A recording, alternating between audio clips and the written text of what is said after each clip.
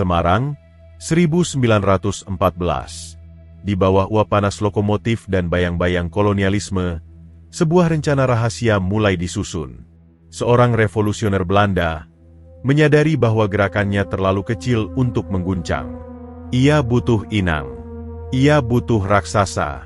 Dan mata tajamnya tertuju pada Sarekat Islam, organisasi rakyat terbesar yang pernah ada di tanah Nusantara. Para kader muda didikannya mulai menyelinap. Mereka masuk ke dalam barisan, membawa api yang berbeda di balik saku mereka. Ini adalah kisah tentang pengkhianatan, perebutan, dan perpecahan paling menyakitkan dalam sejarah pergerakan kita. Salah satu spionase politik paling berani dalam sejarah Indonesia, PKI dan Sarekat Islam. Sebelum lanjut, jangan lupa pencet tombol like dan subscribe-nya. Nyalakan juga loncengnya supaya kamu jadi yang pertama tahu saat ekspedisi masa lalu dan masa depan dimulai. Beri opini Anda dengan tuliskan di kolom komentar. Semarang di awal abad ke-20 bukanlah sekadar kota pelabuhan yang lembab. Ia adalah kuali besar tempat segala ideologi mendidih. Di antara deru mesin uap kereta api Nederlands-Indische Spoorwegmaatschappij, NIS, dan aroma air laut yang asin, sebuah kekuatan baru sedang mengintai. Di sebuah rumah sederhana di kawasan pemukiman Eropa, seorang pria Belanda dengan mata tajam dan kumis yang rapi, Henk Snevliet, sedang gelisah. Ia adalah seorang pelarian politik, seorang revolusioner yang membawa api Marxisme dari tanah Eropa yang dingin ke jantung Hindia Belanda yang membara. Snevliet sadar betul bahwa ia berada di posisi yang sulit. Ia telah mendirikan Indische Sociaal-Democratische Vereniging, ISDV. Namun organisasi itu terasa seperti sebuah benda asing yang dipaksakan masuk ke tubuh masyarakat pribumi. Anggotanya mayoritas adalah orang-orang Belanda totok yang gemar berdebat tentang teori-teori kelas di atas meja yang penuh dengan cerutu dan kopi. Sementara di luar sana, jutaan rakyat jelata yang disebut kromo hidup dalam kemelaratan tanpa tahu apa itu sosialisme. Rakyat Hindia saat itu tidak mengenal Marx, mereka mengenal Tuhan. Mereka tidak mencari dialektika materialisme, mereka mencari keadilan atas penindasan kolonial.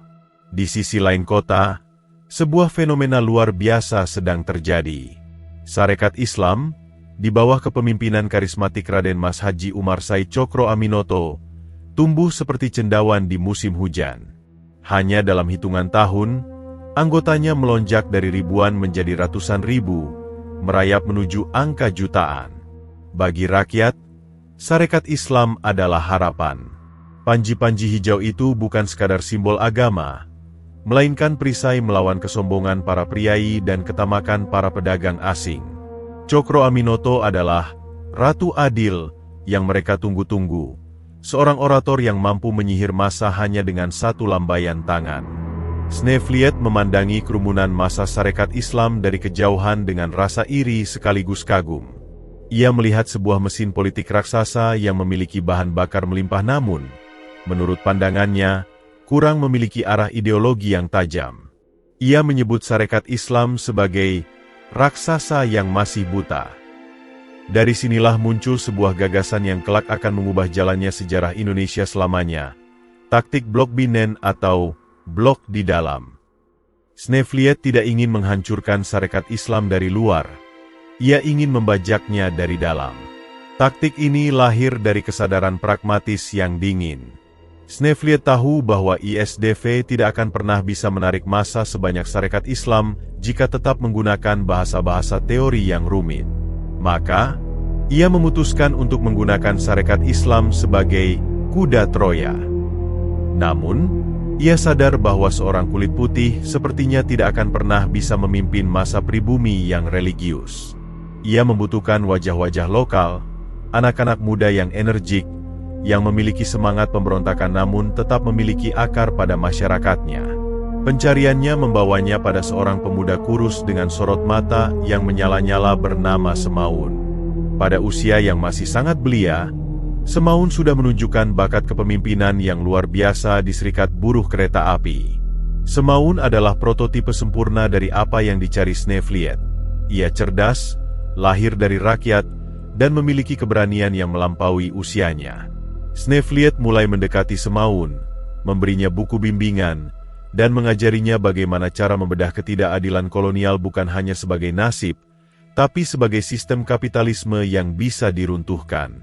Proses pengkaderan Semaun terjadi secara halus namun sistematis di Semarang.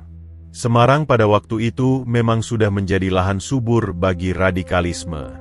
Di kota ini, jurang antara si kaya dan si miskin terlihat sangat nyata di dermaga-dermaga dan bengkel-bengkel kereta api. Di bawah bimbingan Snevliet, Semaun mulai melihat bahwa penderitaan buruh tidak cukup diselesaikan dengan doa atau perdagangan yang adil, melainkan dengan pemogokan dan pengorganisiran kelas. Namun, Semaun tetaplah seorang anggota Sarekat Islam yang setia. Ia adalah murid kesayangan Cokro Aminoto. Inilah kejeniusan sekaligus kelicikan taktik Snevliet. Ia menyuruh Semaun untuk tetap berada di dalam Sarekat Islam, bahkan mendorongnya untuk naik setinggi mungkin dalam hierarki organisasi tersebut. Dengan cara ini, ide-ide Marxis yang dibawa ISDV bisa disuntikan secara perlahan ke dalam pidato-pidato Sarekat Islam, dibungkus dengan kutipan-kutipan suci dan semangat persaudaraan Islam. Di bawah radar kepemimpinan Pusat Sarekat Islam di Yogyakarta, Semaun mulai membangun basis kekuatannya di Semarang. Ia mulai menyebarkan koran-koran propaganda yang isinya semakin hari semakin tajam. Jika Sarekat Islam di bawah Cokro Aminoto lebih menekankan pada persatuan bumi putra dan perbaikan ekonomi, maka Sarekat Islam di bawah Semaun, atas bisikan Snevliet, mulai bicara tentang perjuangan kelas dan penggulingan kapitalisme jahat. Masyarakat Semarang yang terhimpit beban pajak dan sewa tanah melihat narasi ini sebagai sesuatu yang segar. Mereka tidak peduli apakah itu berasal dari pemikir Jerman atau Belanda. Yang mereka tahu, Semaun bicara tentang perut mereka yang lapar dengan cara yang jauh lebih berani daripada para pemimpin di Yogyakarta. Perlahan tapi pasti, warna hijau di Semarang mulai berpendar dengan rona kemerahan yang kuat. Snevliet sering duduk di latar belakang saat Semaun berpidato di depan ribuan buruh. Ia tersenyum puas melihat bagaimana benih yang ia tanam mulai tumbuh subur. Ia telah berhasil menciptakan sebuah hibrida politik yang aneh namun mematikan. Seorang kader yang di satu tangan memegang kartu anggota Sarekat Islam dan di tangan lainnya memegang manifestasi komunis. Inilah awal mula penyusupan itu, sebuah operasi senyap yang dilakukan di tengah hiruk-pikuk gerakan kemerdekaan. Keberhasilan penyusupan di Semarang ini menjadi cetak biru bagi infiltrasi di cabang-cabang lain. ISDV yang tadinya kecil kini memiliki akses ke jaringan komunikasi raksasa milik Sarekat Islam. Mereka menggunakan dana, percetakan, dan mimbar-mimbar Sarekat Islam untuk menyebarkan ideologi merah. Tanpa disadari oleh banyak orang pada waktu itu, sebuah perpecahan besar sedang dipersiapkan. Benih yang ditanam Snevliet di Pelabuhan Semarang bukan hanya sekadar organisasi politik, melainkan sebuah badai yang kelak akan merobek rumah besar Sarekat Islam menjadi dua bagian yang tak terdamaikan. Di malam-malam sunyi di Semarang, di sela-sela diskusi rahasia antara Snevliet, Semaun, dan Darsono, rencana besar itu semakin matang. Mereka sedang mempersiapkan sebuah generasi baru revolusioner yang tidak akan ragu untuk menantang otoritas, baik itu otoritas kolonial Belanda maupun otoritas para pemimpin tua di dalam organisasi mereka sendiri. Panggung sejarah kini bergeser dari Pelabuhan Semarang yang gerah menuju aula-aula pertemuan yang penuh sesak di berbagai kota besar di Jawa. Periode ini adalah masa keemasan sekaligus masa paling mencekam bagi organisasi tersebut, di mana semangat persaudaraan mulai diuji oleh ideologi yang saling berbenturan di bawah satu atap yang sama. Semaun, yang kini bukan lagi sekadar pemuda berbakat melainkan singa dari Semarang, mulai menunjukkan taringnya. Di bawah arahan diam-diam dari Snevliet, ia tidak lagi hanya duduk manis mendengarkan pidato-pidato normatif tentang perdagangan Islam. Ia mulai membawa gaya baru dalam berorganisasi, radikalisme buruh. Di kantor-kantor cabang Sarekat Islam Semarang, diskusi tentang syariat mulai berdampingan dengan diskusi tentang pemogokan umum. Semaun sangat lihai. Ia menggunakan istilah kapitalisme jahat yang sangat mudah dicerna oleh rakyat kecil. Baginya, penindas bukan hanya Belanda, tapi siapapun yang menghisap keringat rakyat, Sebuah narasi yang mulai menggeser fokus Sarekat Islam dari perjuangan identitas agama menuju perjuangan kelas yang agresif. Namun, di Yogyakarta, pusat dari kepemimpinan Sarekat Islam Putih, aroma perubahan ini mulai memicu kegelisahan. H.O.S. Cokro Aminoto, sang raja tanpa mahkota, sebenarnya masih memandang Semaun dengan kasih sayang seorang guru kepada muridnya. Cokro adalah sosok yang inklusif. Ia percaya bahwa Sarekat Islam harus menjadi wadah bagi seluruh rakyat Indonesia tanpa memandang spektrum politiknya, asalkan mereka melawan penjajahan. Namun, orang-orang di sekitar Cokro tidaklah seakomodatif itu. Muncullah sosok Haji Agus Salim, seorang intelektual jenius dengan janggut yang khas dan kemampuan bahasa yang luar biasa, serta Abdul Muiz, seorang sastrawan dan orator ulung. Agus Salim adalah antitesis dari ideologi Marxis yang dibawa Semaun. Sebagai seorang yang mendalami Islam secara filosofis dan politik, Salim melihat bahwa Marxisme adalah ancaman laten yang akan menyingkirkan peran Tuhan dari perjuangan rakyat. Ia mulai menyadari bahwa kader-kader muda dari Semarang ini tidak sekadar ingin memperkuat Sarekat Islam, melainkan ingin mengubah warna dasarnya menjadi merah darah. Ketegangan mulai merayap di setiap kongres. Setiap kali Semaun naik ke mimbar dan meneriakkan kata-kata revolusi dan proletar, Agus Salim akan memperhatikannya dari kursi barisan depan dengan tatapan tajam dan penuh perhitungan. Infiltrasi ini mencapai tahap yang sangat canggih ketika kader-kader didikan ISDF mulai menduduki posisi strategis di berbagai cabang Sarekat Islam. Mereka bukan lagi penyusup yang bersembunyi di kegelapan.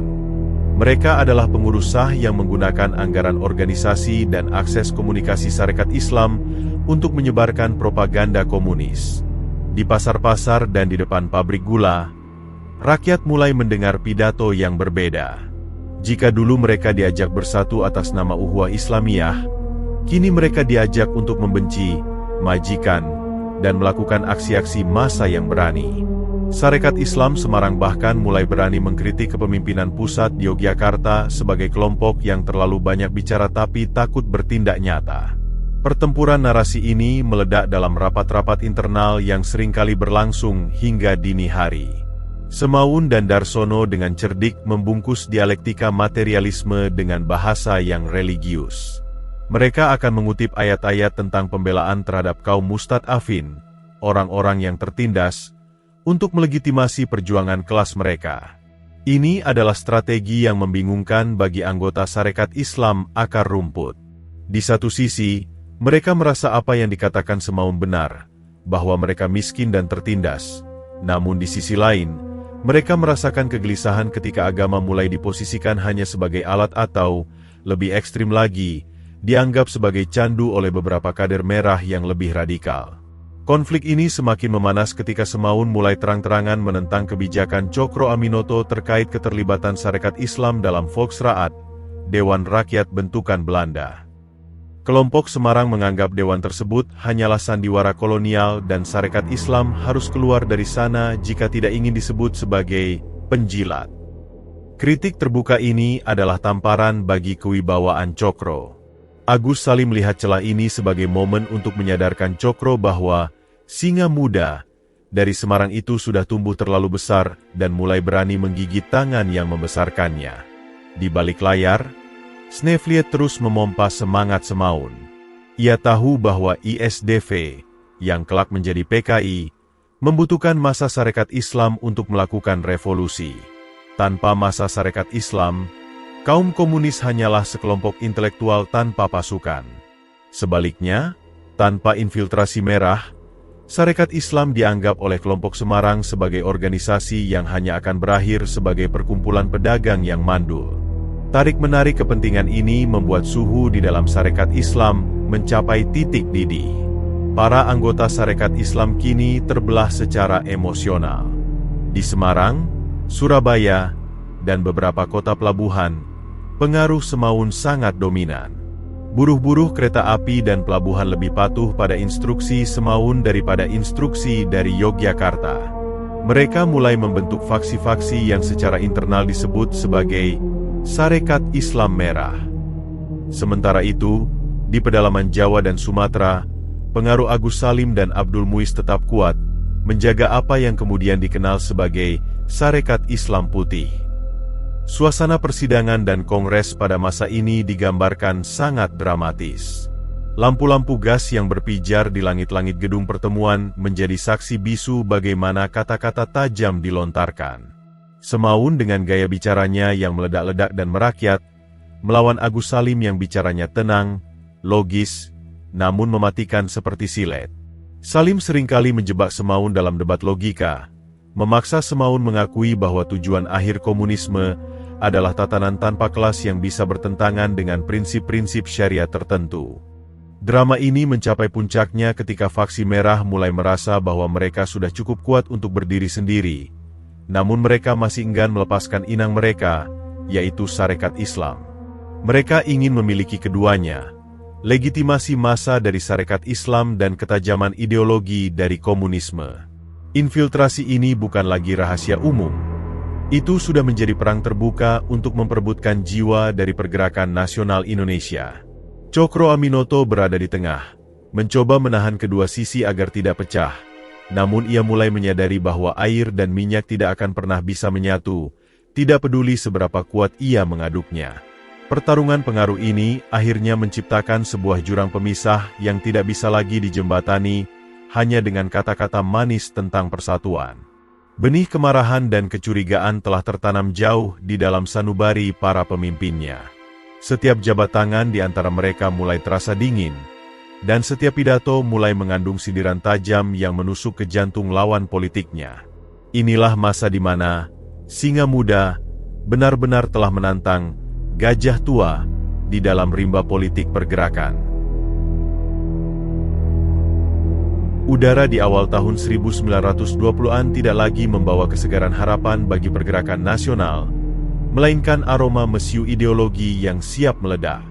Bab ini adalah tentang retakan yang tidak lagi berupa garis rambut, melainkan jurang menganga yang membelah rumah besar Sarekat Islam menjadi dua kutub yang saling menghunus kata-kata. Jika sebelumnya infiltrasi dilakukan dengan sembunyi-sembunyi melalui bisikan di sudut-sudut pabrik, kini si merah telah berani berdiri tegak di tengah ruang tamu, menantang sang tuan rumah dengan tatapan yang menuntut perubahan radikal. Rumah besar itu kini berguncang hebat. Di satu sisi, faksi Yogyakarta yang dikenal sebagai Sarekat Islam Putih berusaha mempertahankan pilar-pilar organisasi yang berlandaskan pada pan-islamisme dan pergerakan ekonomi rakyat. Di sisi lain, Sarekat Islam Merah yang berpusat di Semarang telah sepenuhnya terinfeksi oleh virus dialektika materialisme. Pertarungan ini bukan lagi sekadar perbedaan strategi, melainkan perang eksistensial tentang kemana arah bangsa ini akan dibawa. Semaun dan Darsono, yang kini telah resmi mendirikan PKI sebagai organisasi payung bagi ideologi mereka, masih enggan melepaskan jubah Sarekat Islam mereka. Mereka tahu bahwa tanpa nama Sarekat Islam, suara mereka hanya akan bergema di ruang kosong. Mereka membutuhkan massa petani dan buruh yang religius itu sebagai otot bagi revolusi proletar yang mereka impikan. Ketegangan ini mencapai titik nadir dalam setiap pertemuan cabang. Di pelosok-pelosok desa, para petani mulai bingung. Mereka yang biasanya datang ke rapat Sarekat Islam untuk mendengar petuah tentang zakat, perdagangan yang adil, dan perlawanan terhadap penindas dengan semangat keagamaan, kini dipaksa mendengarkan istilah-istilah asing seperti borjuasi, surplus nilai, dan pertentangan kelas. Kader-kader Sarekat Islam Merah mulai melakukan provokasi terang-terangan. Mereka tidak lagi hanya menyerang pemerintah kolonial, tetapi mulai menyerang para pemimpin Sarekat Islam Pusat. Mereka menuduh Cokro Aminoto dan Agus Salim sebagai pemimpin yang terlalu intelektual, borjuis kecil, dan tidak lagi merasakan dinginnya lantai pabrik atau kerasnya cangkul di sawah. Agus Salim, sang diplomat dengan kecerdasan yang setajam silet, tidak tinggal diam. Ia melihat bahwa jika dibiarkan, Sarekat Islam akan habis dimakan dari dalam oleh parasit ideologi yang tidak bertuhan ini. Salim mulai melakukan perjalanan keliling cabang-cabang untuk membersihkan pikiran para anggota. Dalam sebuah rapat besar di Yogyakarta, suasana begitu mencekam sehingga lampu gantung di ruangan itu seolah ikut bergetar karena emosi yang meluap. Di sana, Salim memberikan argumen yang mematikan, bahwa Islam memiliki sistem sosialnya sendiri yang jauh lebih tua dan lebih lengkap daripada komunisme. Ia menyerang balik dengan mengatakan bahwa komunisme hanyalah impor ideologi Barat yang gagal memahami jiwa bangsa Timur yang religius. Namun, kekuatan Sarekat Islam Merah tidak bisa diremehkan. Mereka memiliki kontrol penuh atas serikat-serikat buruh paling strategis, terutama VSTP, Serikat Buruh Kereta Api. Dengan kontrol ini, mereka bisa melumpuhkan ekonomi Hindia Belanda dalam semalam melalui pemogokan. Inilah yang membuat Cokro Aminoto berada dalam posisi yang sangat sulit. Sebagai seorang pemimpin yang mendambakan persatuan, Cokro berkali-kali mencoba menjadi penengah. Ia tidak ingin kehilangan faksi Semarang, karena itu berarti kehilangan sayap radikal dan massa buruh yang militan. Namun, ia juga tidak bisa membiarkan Agus Salim dan faksi religius pergi, karena mereka adalah jantung moral dari organisasi ini. Retakan ini semakin diperparah oleh kebijakan keuangan organisasi. Faksi Merah mulai mempertanyakan transparansi dana di pusat, sebuah taktik klasik untuk merongrong kewibawaan pemimpin. Mereka menuduh bahwa uang iuran anggota digunakan untuk gaya hidup para pemimpin di Yogyakarta yang dianggap mewah. Tuduhan ini sangat menyakitkan bagi Cokro Aminoto, yang secara pribadi sebenarnya hidup dalam kesederhanaan demi perjuangan. Namun, fitnah telah dilemparkan, dan di kalangan akar rumput, benih kecurigaan mulai tumbuh subur. Persahabatan lama antara Semaun dan Cokro Aminoto benar-benar berada di ujung tanduk. Sang guru melihat muridnya telah berubah menjadi sosok yang dingin dan penuh perhitungan politik, sementara sang murid melihat gurunya sebagai penghalang bagi revolusi yang sesungguhnya. Di tengah kekacauan ini, pemerintah kolonial Belanda melalui intelijen mereka, PID, Politieke Inlichtingendienst, mengamati dengan senyum puas. Mereka tahu bahwa ancaman terbesar bagi kekuasaan mereka adalah persatuan antara Islam dan komunisme. Jika kedua kekuatan ini benar-benar menyatu, kolonialisme di Nusantara akan tamat. Oleh karena itu, melalui berbagai provokator dan agen ganda, Belanda ikut memperkeruh suasana, memastikan bahwa retakan di dalam Sarekat Islam tidak akan pernah bisa direkatkan kembali. Mereka membiarkan surat kabar Sarekat Islam Merah dan Sarekat Islam Putih saling serang secara membabi buta, karena perpecahan ini adalah jaminan bagi kelangsungan kekuasaan mereka. Pada puncaknya, rumah besar itu bukan lagi tempat untuk bernaung, melainkan medan tempur. Setiap rapat cabang kini selalu dijaga oleh kelompok-kelompok pemuda dari kedua belah pihak yang siap baku hantam. Kata-kata kafir mulai diteriakan oleh pihak putih, sementara kata-kata pengkhianat rakyat dibalas oleh pihak merah. Diskusi yang dulunya produktif berubah menjadi arena adu teriak dan saling menjatuhkan martabat. Simbol-simbol organisasi pun mulai diperebutkan. Faksi Merah di beberapa tempat bahkan sudah mulai berani mengganti bendera bulan sabit dengan simbol-simbol yang lebih menyerupai gerakan buruh internasional. Drama di bab ketiga ini menggambarkan betapa menyakitkannya sebuah perpecahan ketika ia bermula dari dalam jantung sendiri. Infiltrasi yang dimulai sebagai blok di dalam, kini telah berubah menjadi kanker yang menyebar ke seluruh organ tubuh organisasi. Masyarakat umum, yang awalnya melihat Sarekat Islam sebagai satu kekuatan tunggal yang kokoh, kini mulai melihat sebuah organisasi yang sedang sekarat karena pertikaian internal. Semua orang tahu bahwa ledakan besar hanya tinggal menunggu waktu. Seseorang harus pergi, atau seluruh rumah akan runtuh menimpa semua orang di dalamnya. Agus Salim sudah menyiapkan rencana besarnya.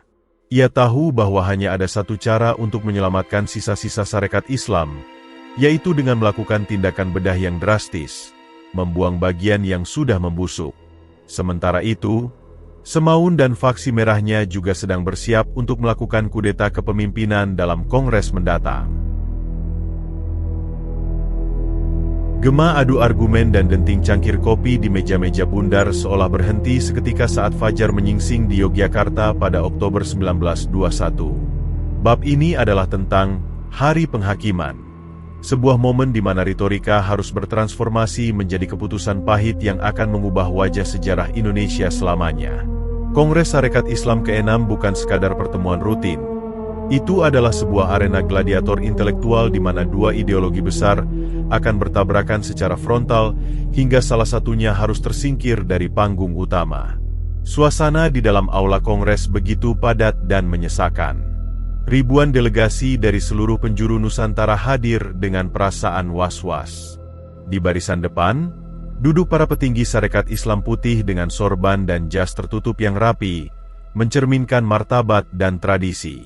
Di sisi lain, kelompok dari Semarang, para jawara Sarekat Islam Merah, tampil dengan gaya yang lebih egaliter, beberapa mengenakan atribut buruh dengan tatapan mata yang menantang. H.O.S. Cokro Aminoto duduk di tengah, tampak lebih lelah dari biasanya.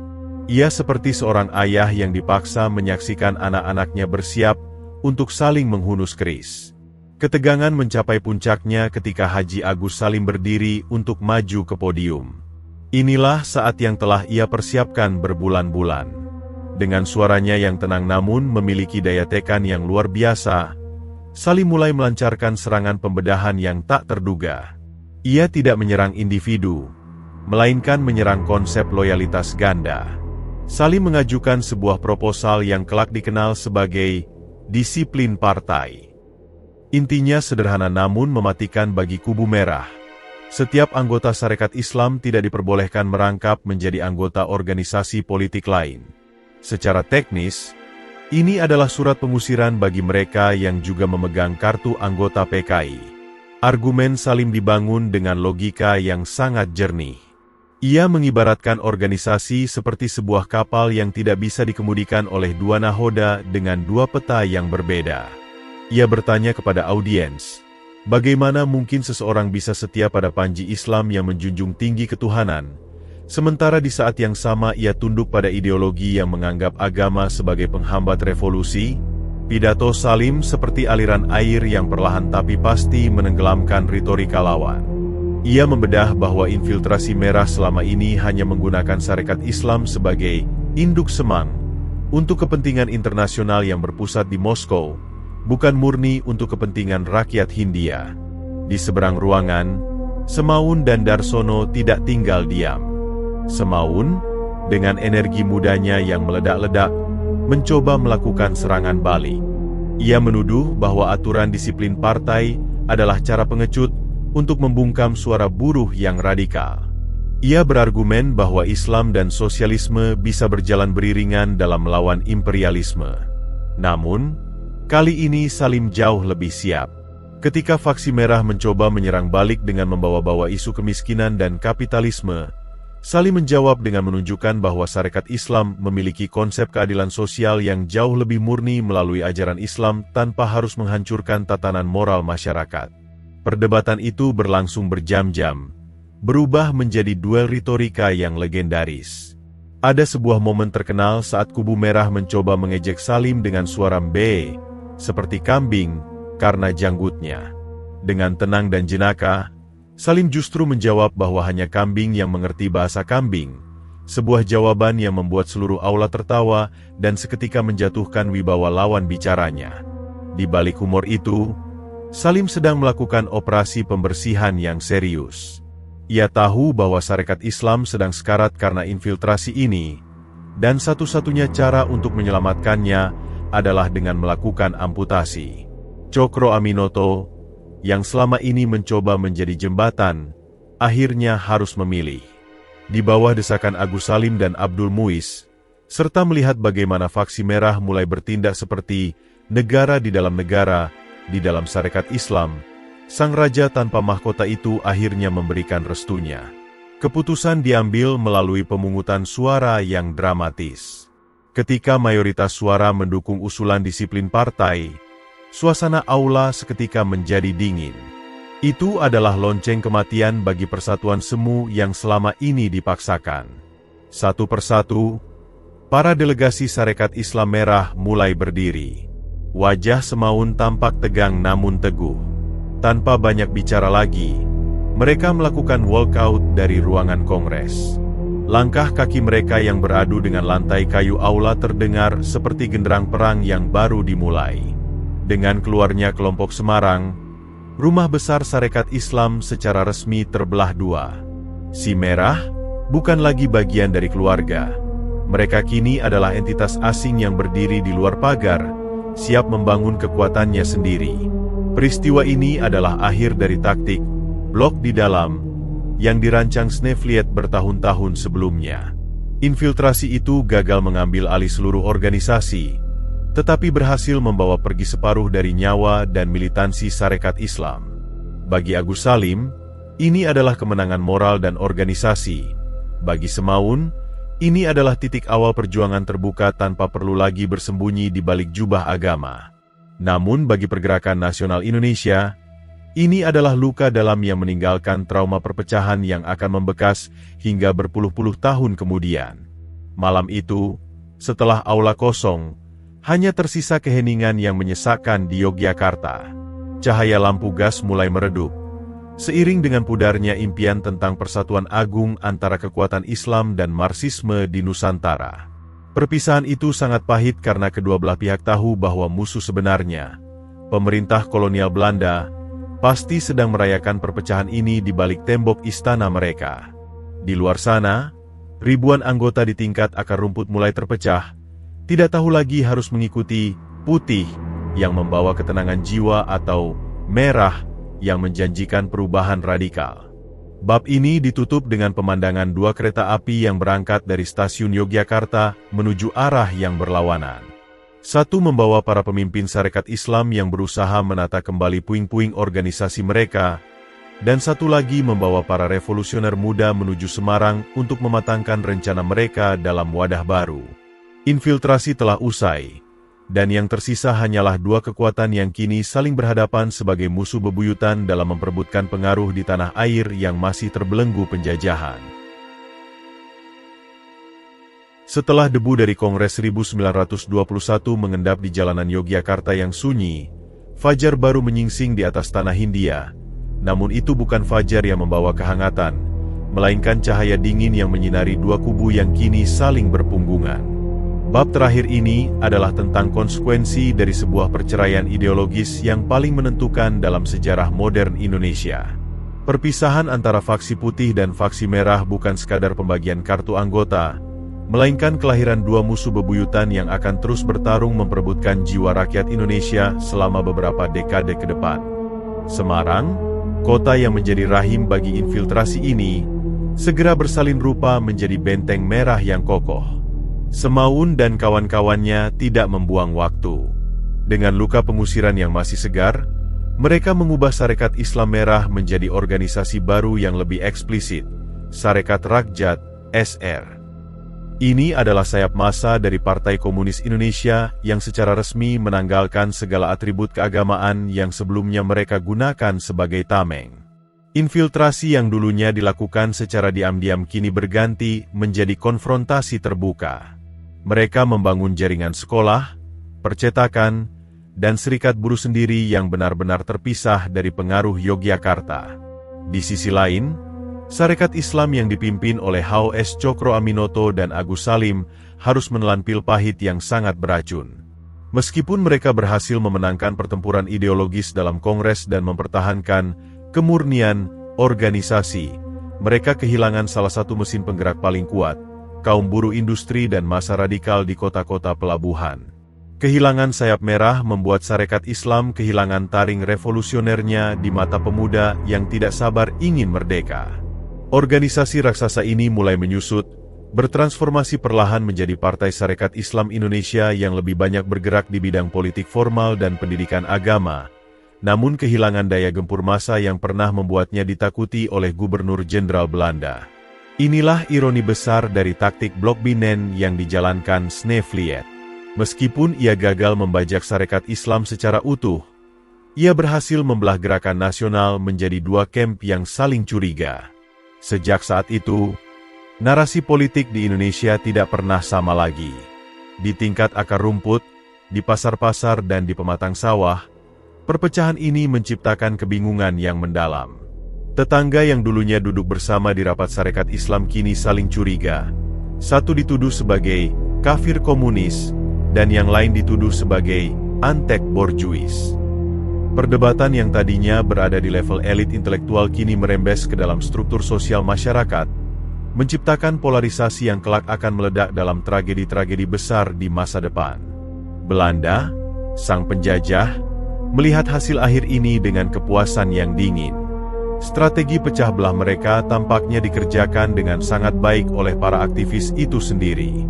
Tanpa perlu banyak mengerahkan serdadu, mereka melihat kekuatan perlawanan terbesar di Hindia Belanda itu melemah karena pertikaian internal. Namun, kepuasan Belanda tidak bertahan lama. Faksi merah yang kini bebas dari kendali moderat Sarekat Islam mulai bergerak liar. Tanpa rem dari Cokro Aminoto, Partai Komunis Indonesia dan Sarekat Rakyat meluncur menuju radikalisme yang tak terkendali. Puncaknya adalah pemberontakan tahun 1926 dan 1927 yang gagal total, yang berakhir dengan pembuangan ribuan aktivis ke Bovendigul dan pelarangan total terhadap gerakan komunis. Dampak jangka panjang dari infiltrasi ini adalah terciptanya sebuah luka sejarah dalam tubuh bangsa Indonesia. Perceraian di tahun 1921 itu menetapkan pola hubungan antara kelompok Islam politik dan kelompok kiri yang penuh dengan ketidakpercayaan. Setiap kali ada upaya untuk menyatukan kembali kedua kekuatan ini di kemudian hari, seperti pada masa kemerdekaan atau era Nasakom, bayang-bayang pengkhianatan di masa lalu selalu muncul menghantui. Infiltrasi Semaun ke tubuh Sarekat Islam menjadi pelajaran mahal bagi setiap organisasi politik di Indonesia tentang betapa berbahayanya membiarkan penyusupan ideologi tumbuh tanpa pengawasan. Narasi ini berakhir dengan sebuah refleksi pahit tentang kekuasaan dan idealisme. Cokro Aminoto, hingga akhir hayatnya, mungkin terus bertanya-tanya apakah ia bisa menyelamatkan persatuan itu jika ia bertindak lebih tegas sejak awal. Agus Salim tetap menjadi sosok intelektual yang teguh, menjaga integritas Islam dalam politik, namun ia harus melihat organisasinya tak lagi sebesar dulu. Sementara Semaun, yang akhirnya harus hidup dalam pengasingan di Uni Soviet, menjadi simbol dari pemuda yang terlalu cepat ingin membakar dunia demi sebuah utopia, namun justru menghanguskan rumah yang membesarkannya. Kisah penyusupan ke dalam Sarekat Islam adalah pengingat bahwa dalam politik, garis antara kawan dan lawan seringkali dikaburkan oleh ambisi ideologi. Ia mengajarkan bahwa sebuah organisasi bukan hanya soal jumlah anggota, tapi soal kesatuan visi.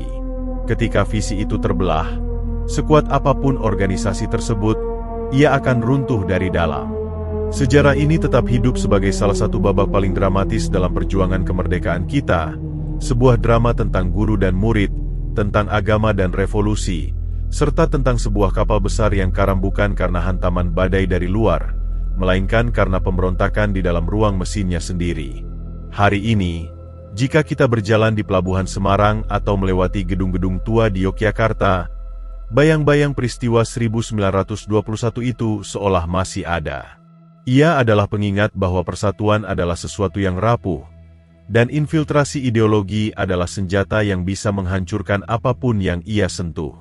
Kisah ini telah usai, namun gema dari perdebatan di Aula Kongres itu masih bisa kita dengar dalam dinamika politik Indonesia hingga hari ini, mengingatkan kita bahwa masa lalu tidak pernah benar-benar pergi, ia hanya bersembunyi di balik lipatan sejarah.